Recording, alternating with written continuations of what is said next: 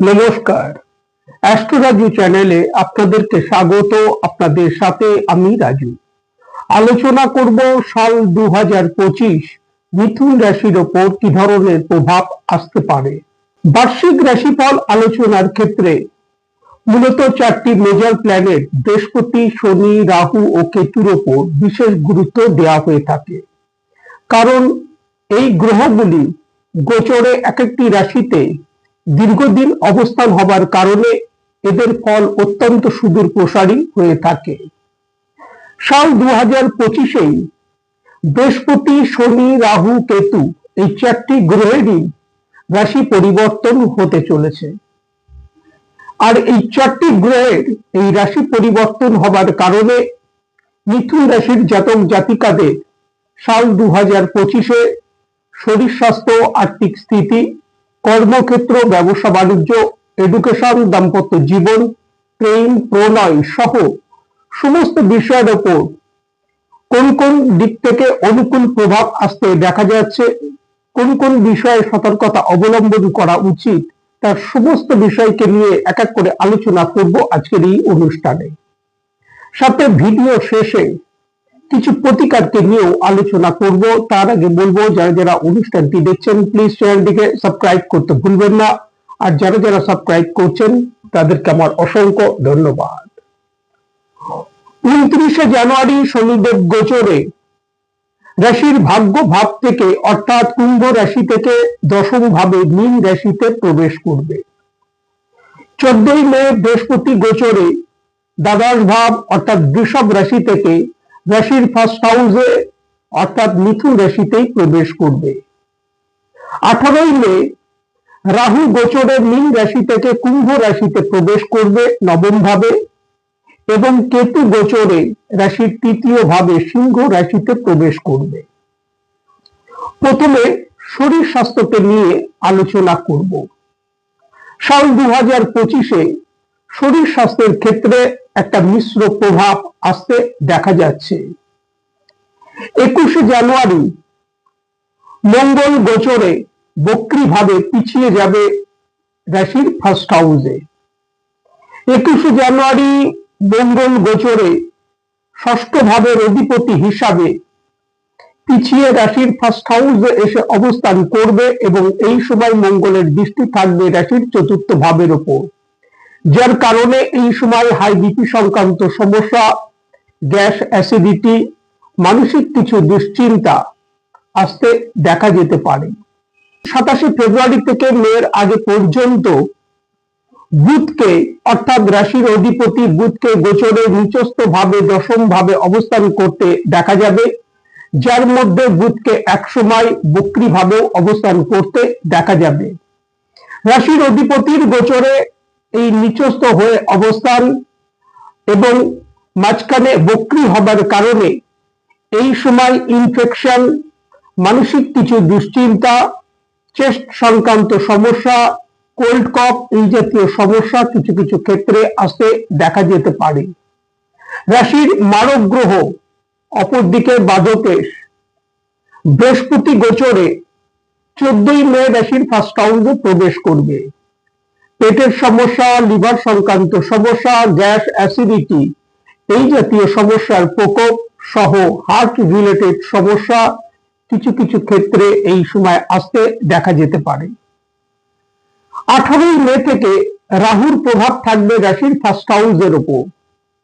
রাহুর প্রভাব রাশির ফার্স্ট হাউসের উপর থাকার কারণে মানসিক কিছু দুশ্চিন্তা মনের মধ্যে কাজ করতে দেখা যেতে পারে।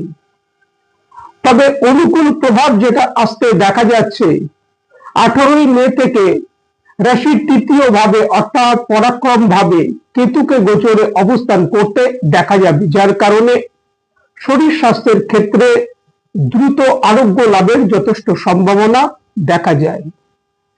আর্থিক স্থিতি, কর্মক্ষেত্র, ব্যবসা বাণিজ্য কি থাকতে চলেছে। প্রথমে কর্মক্ষেত্রকে নিয়ে আলোচনা করব।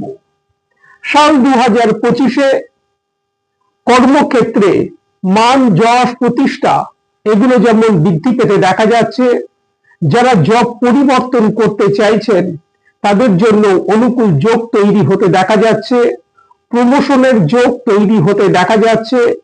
কর্মক্ষেত্রে নতুন নতুন সুযোগ আসতে দেখা যাচ্ছে। কর্মক্ষেত্রে উল্লেখযোগ্য শুভ পরিবর্তন আসতে দেখা যাচ্ছে।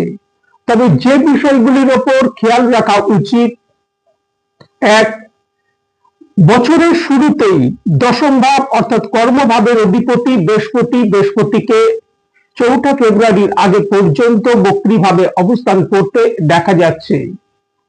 21 মঙ্গল গোচরে, মঙ্গল অর্থ ত্রিকোণ ভাবের অধিপতি গোচরে রাশির ফার্স্ট হাউসে পিছিয়ে যাবে বক্রীভাবে, যার কারণে এই সময় কর্মক্ষেত্রে সাময়িক কিছু বিঘ্ন বাধা আসতে দেখা যেতে পারে। এই বিষয়ে খেয়াল রাখা উচিত। 29 মার্চ শনিদেব গোচরে রাশির দশম ভাবে প্রবেশ করবে। একাধিক গ্রহের সমাবেশ রাশির দশম ভাবে এই সময় থাকতে দেখা যাবে, যার কারণে এই সময় কর্মক্ষেত্রে পলিটিক্সের বিষয়ে বিশেষ সতর্কতা অবলম্বন করা উচিত। এই সময় কর্মক্ষেত্রে এনিমিদের দ্বারা সমস্যা তৈরি হতে পারে, এই বিষয়ে খেয়াল রাখা উচিত। জুলাই মাসে শনি মঙ্গলের সমসপ্তম অবস্থান তৈরি হতে দেখা যাবে। এই সময় সার্বিক কর্মক্ষেত্রে কিছুটা সমস্যা তৈরি হতে পারে, অর্থাৎ কর্মক্ষেত্রে বাদ বিবাদ আসতে পারে, এই বিষয়ে খেয়াল রাখা উচিত। এবং 13 জুলাই থেকে শনিদেবকে দশম ভাবে বক্রী হতে দেখা যাবে, যার কারণে কর্মক্ষেত্রে এই সময় কিছু কাজ সম্পন্ন হবার ক্ষেত্রে ডিলে হতে দেখা যেতে পারে, সাথে সাথে কর্মক্ষেত্রে পরিশ্রম কিছুটা বৃদ্ধি হতে দেখা যেতে পারে। এই বিষয়গুলির ওপর কিছুটা খেয়াল রাখা উচিত। বাদবাকি কর্মক্ষেত্র থেকে উল্লেখযোগ্য শুভ পরিবর্তন আসতে দেখা যাচ্ছে। 29 মার্চ শনিদেব গোচরে রাশির দশম ভাবে প্রবেশ করবে। দশম ভাবে প্রবেশ করে তার দশম দৃষ্টি থাকবে রাশির সপ্তম ভাবের উপর, এবং 14 মে থেকে বৃহস্পতি গোচরে রাশির ফার্স্ট হাউসে প্রবেশ করবে। বৃহস্পতির দৃষ্টি থাকবে রাশির সপ্তম ভাবের উপর, অর্থাৎ দশমের দশমে দুটি মেজর প্ল্যানেট বৃহস্পতি ও শনির দৃষ্টি থাকার কারণে কর্মক্ষেত্রে উল্লেখযোগ্য শুভ পরিবর্তন আসতে দেখা যাবে। কর্মক্ষেত্রে মান যশ প্রতিষ্ঠার সাথে সাথে প্রমোশনের যোগ তৈরি হতে দেখা যাচ্ছে। যারা কর্মপ্রাপ্তির জন্য প্রচেষ্টা করছেন তাদের জন্য অনুকূল যোগ তৈরি হচ্ছে। তবে যে সময়গুলির কথা বলা হলো, এই সময়গুলি কিছুটা সতর্কতা অবলম্বন করা উচিত। ব্যবসা বাণিজ্য কি থাকতে চলেছে? সাল 2025-এ ব্যবসায়িক ক্ষেত্রে অগ্রগতি সাফল্যের সাথে সাথে আর্থিক দিক থেকে যথেষ্ট লাভ প্রাপ্তি আসতে দেখা যাচ্ছে। ব্যবসায়িক স্থলে প্রসার বৃদ্ধি হতে দেখা যাচ্ছে। ব্যবসায়িক স্থলে আর্থিক শ্রীবৃদ্ধির সাথে সাথে যারা নতুন কোনো উদ্যোগ এই সময় ব্যবসায়িক স্থলে আরম্ভ করতে চাইছেন তাদের জন্য অনুকূল সময় থাকতে দেখা যাচ্ছে। যারা বৈদেশিক কাজ কারবারের সাথে যুক্ত তাদের যথেষ্ট লাভ প্রাপ্তির সম্ভাবনা দেখা যায়। যে বিষয়গুলির ওপর খেয়াল রাখা উচিত, বছরের শুরুতেই 21 জানুয়ারি মঙ্গল গোচরে বক্রীভাবে পিছিয়ে রাশির ফার্স্ট হাউসে এসে অবস্থান করবে। এই সময় থেকে বক্রী মঙ্গলের দৃষ্টি থাকবে রাশির সপ্তম ভাবের ওপর। ব্যবসায়িক স্থলে এই সময় ব্যয়ের পরিমাণ যথেষ্ট বৃদ্ধি পেতে দেখা যেতে পারে। সাথে সাথে এই সময় আর্থিক লেনদেনের বিষয়ে সতর্কতা অবলম্বন করা উচিত। মঙ্গল ষষ্ঠ ভাবের অধিপতি, যার কারণে ব্যয়ের পরিমাণ যথেষ্ট বৃদ্ধি পেতে দেখা যেতে পারে, এই বিষয়ে কিছুটা খেয়াল রাখা উচিত। 14 মে বৃহস্পতি গোচরে রাশির ফার্স্ট হাউসে প্রবেশ করবে। বৃহস্পতি একাধারে সপ্তম ভাবের অধিপতি, অপরদিকে দশম ভাবের অধিপতি। বৃহস্পতির দৃষ্টি থাকবে রাশির সপ্তম ভাবের ওপর, সাথে সাথে 29 থেকে শনিদেবের দৃষ্টি থাকবে রাশির সপ্তম ভাবের ওপর। ব্যবসায়িক ক্ষেত্রে ভাগ্যের পূর্ণ সহায়তা প্রাপ্তি আসতে দেখা যাচ্ছে। বলা যেতে পারে সাল 2025-এ ব্যবসায়িক ক্ষেত্র থেকে যথেষ্ট লাভ প্রাপ্তির সম্ভাবনা। মে মাসের মাঝামাঝি সময় থেকে ব্যবসায়িক ক্ষেত্রে যথেষ্ট তেজি ভাব পরিলক্ষিত হতে দেখা যাবার সম্ভাবনা। আর্থিক স্থিতি কি থাকতে চলেছে? 21শে জানুয়ারির আগে পর্যন্ত একাদশ ভাব অর্থাৎ আয় ভাবের অধিপতি মঙ্গলকে গোচরে দ্বিতীয় ভাবে অর্থাৎ ধনভাবেই অবস্থান করতে দেখা যাচ্ছে, যার কারণে ধনযোগ তৈরি হতে দেখা যাচ্ছে। 14ই মে বৃহস্পতি গোচরে রাশির ফার্স্ট হাউসে প্রবেশ করবে। বৃহস্পতি অর্থেরও কারক।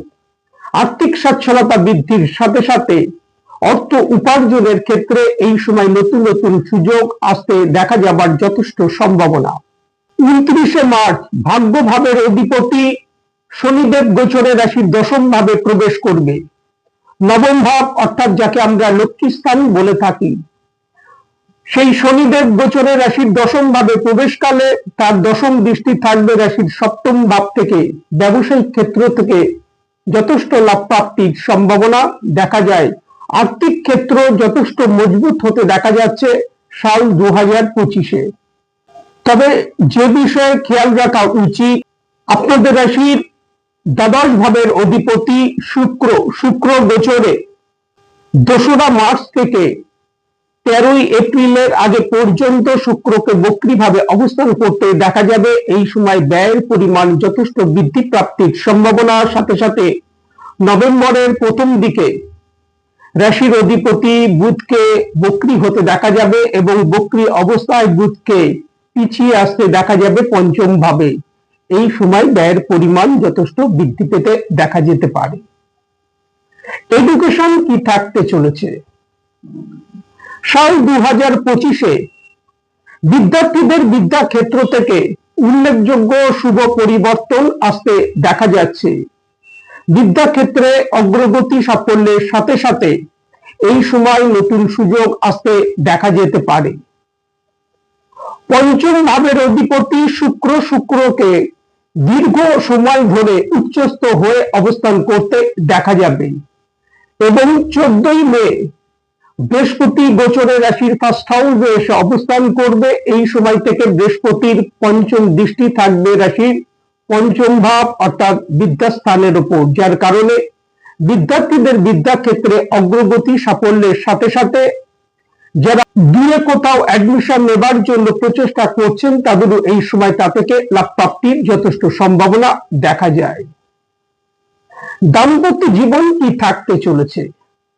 দাম্পত্য জীবনের ক্ষেত্রে পুরো 2025 সাল কিছুটা কম্প্রোমাইজ করে চলা উচিত। তার কারণ বছরের শুরু থেকেই মঙ্গল দোষ তৈরি হতে দেখা যাচ্ছে রাশির ওপর দীর্ঘ সময় ধরে।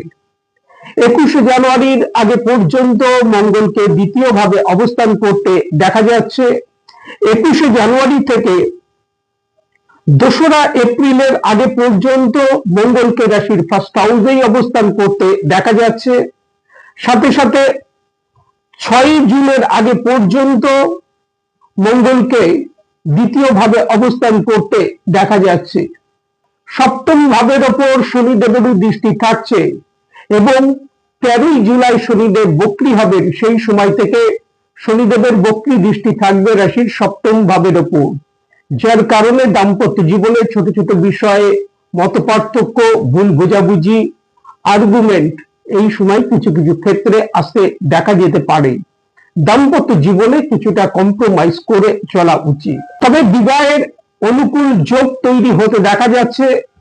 14ই জুলাই বৃহস্পতি রাশির ফার্স্ট হাউসে প্রবেশ করবে, দৃষ্টি থাকবে সপ্তম ভাবের ওপর। যাদের দীর্ঘদিন ধরে বিবাহের জন্য কোনো যোগাযোগ চলছে অথচ সম্বন্ধ স্থির হচ্ছে না, এই সময় সেই সকল ক্ষেত্রে সম্বন্ধ স্থির হবার যথেষ্ট সম্ভাবনা দেখা যায়। প্রেম প্রণয়ের ক্ষেত্রে বলবো যে প্রেম প্রণয়ের ক্ষেত্রে যথেষ্ট অনুকূল প্রভাব আসতে দেখা যাচ্ছে।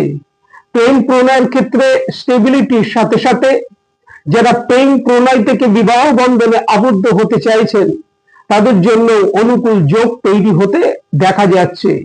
যে বিষয়ে খেয়াল রাখা উচিত, মঙ্গলকে দীর্ঘদিন রাশির দ্বিতীয় ভাবে অবস্থান করতে দেখা যাবে। এই সময় মঙ্গলের দৃষ্টি থাকবে রাশির পঞ্চম ভাবের ওপর, যার কারণে বছরের শুরুর দিকেই প্রেম প্রণয়ের ক্ষেত্রে ছোট ছোট বিষয়ে আর্গুমেন্ট, বিনা কারণে ভুল বুঝাবুঝি আসতে দেখা যেতে পারে। জুলাইয়ের পর থেকে প্রেম প্রণয়ের ক্ষেত্রে যথেষ্ট অনুকূল প্রভাব আসতে দেখা যাচ্ছে। এই সময় যদি রাহু ও শনির সাথে সাথে বুধের প্রতিকার করা যায়, তা থেকে যথেষ্ট লাভ প্রাপ্তির সম্ভাবনা। আজ এই পর্যন্ত, নমস্কার।